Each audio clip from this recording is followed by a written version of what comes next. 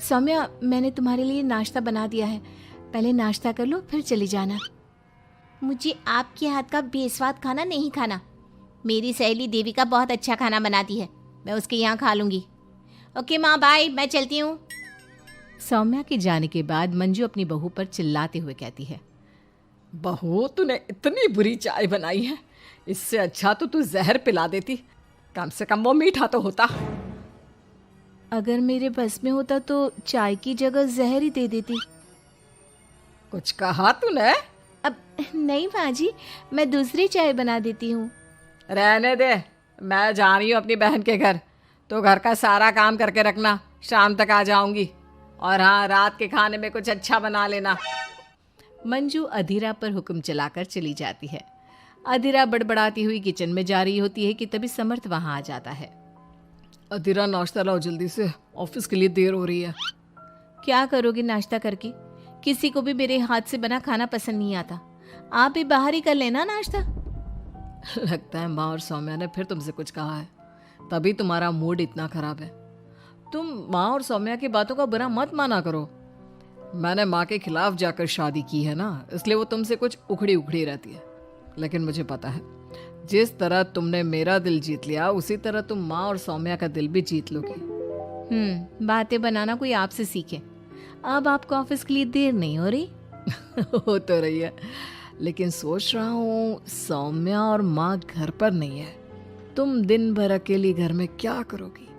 मैं आज ऑफिस की छुट्टी कर ही लेता हूँ। नहीं नहीं नहीं, मैं घर में अकेली रह सकती हूँ, आप ऑफिस जाओ। चलो जाओ और अपना काम करो। समर्थ ऑफिस चला जाता है और शाम को जब सभी घर आते हैं, अधीरा सबके लिए बड़े प्यार से खाना तैयार करके रखती है। सौम्या सबसे पहले किचन में जाती है। अरे वाह, खाने की तो बहुत अच्छी खुशबू आ रही है, लेकिन मुझे इस खाने का मजा किरकिरा करना ही होगा। सौम्या खाने के अंदर बहुत सारी हल्दी डालकर चली जाती है। उसके बाद अधीरा सबके लिए खाना लगाती है, लेकिन किसी को भी खाना अच्छा नहीं लगता। छी भाभी, कितना बुरा खाना बनाया है। इससे अच्छा तो आप हमें मना ही कर देती कि आप खाना बनाएंगी ही नहीं, तो हम बाहर से ही कुछ अच्छा खाकर आ जाते। कम से कम हमारे मुंह का स्वाद तो नहीं बिगड़ता। बहू, तूने हम सबको सुबह बिना खाना खाए निकाल दिया, और अब भी हमें बिना खाना खाए सोना पड़ेगा। क्या करती हो अधीरा? तुम्हें खाना बनाना भी नहीं आता क्या? दिमाग खराब कर दिया। समर्थ गुस्से में वहां से चला जाता है। उसके पीछे पीछे सौम्या भी जाती है।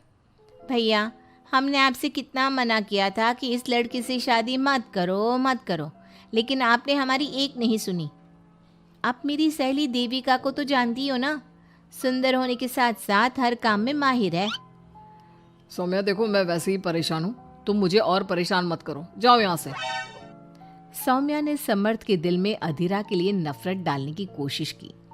अगली सुबह अधीरा जल्दी सोकर उठी और सबके लिए नाश्ता बना लिया, लेकिन समर्थ बिना कुछ खाए ही ऑफिस के लिए निकल गया। सौम्या भी ये सब नोटिस कर रही थी। उसने देविका को घर पर बुला लिया। देविका, आज भैया बहुत गुस्से में है। आज तुम ऐसा खाना बनाओ कि भैया उस अधीरा की तारीफ करना भूल जाए। सौम्या, तुम ये सब क्या कर रही हो? तुम्हारा भाई शादीशुदा है, वो कभी मुझसे शादी करने के लिए तैयार नहीं होगा। लेकिन तुम तो भाई से पहले से ही प्यार करती थी ना। हाँ करती थी, लेकिन ये उन दिनों की बात है ना। चुप रहो तुम। अगर तुम्हें भैया को पाना है तो तुम्हें वही करना होगा जो मैं कहूंगी। सौम्या ने जैसा जैसा कहा, देविका ने वैसा ही किया।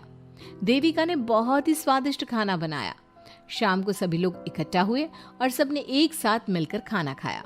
इतना मजेदार खाना खाकर सबने देविका की खूब तारीफ की।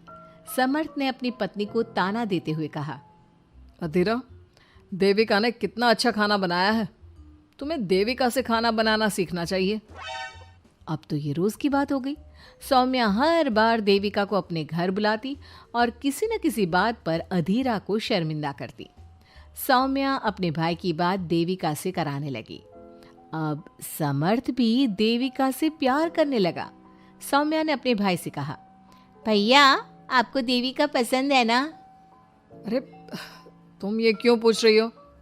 क्योंकि मैं चाहती हूँ कि आप देविका से शादी कर लो। अरे सौम्या, ये मुमकिन नहीं है, क्योंकि देविका मुझसे शादी करने के लिए कभी तैयार नहीं होगी। और अधीरा भी इस रिश्ते से खुश नहीं होगी। आप देविका की चिंता मत करो, उससे मैं बात कर लूंगी। आप बस अधीरा भाभी को समझा दो। सौम्या की बात सुनकर समर्थ अधीरा के पास जाता है। वो उससे अपनी और देविका की शादी की बात करता है। अधीरा, मैं देविका से शादी करना चाहता हूँ। क्या? आप शादी करोगे? लेकिन क्यों? क्योंकि मैं उससे प्यार करता हूँ। प्यार तो आप मुझसे भी करते थे। कल कोई और लड़की पसंद आ जाएगी तो तीसरी शादी कर लोगे? देखो अधीरा, तुम्हें घर में कोई पसंद नहीं करता। तुम्हारी शादी मैंने माँ के खिलाफ जाकर की थी। अब तुम मेरे और देविका के बीच में मत आओ, प्लीज। क्यों बीच में ना आओ? मैं ये शादी नहीं होने दूंगी, आप चाहे कुछ भी कहो। अधीरा के लाख विरोध के बावजूद भी सौम्या और मंजू ने समर्थ की शादी देविका से करवा दी। आखिरकार सौम्या अपनी भाभी की सौतन ले ही आई। शादी के बाद देविका ने घर में आते ही घर वालों के साथ कैसा सलूक किया और अधीरा के साथ क्या हुआ, ये सब जानने के लिए इंतजार कीजिए हमारे अगले एपिसोड का।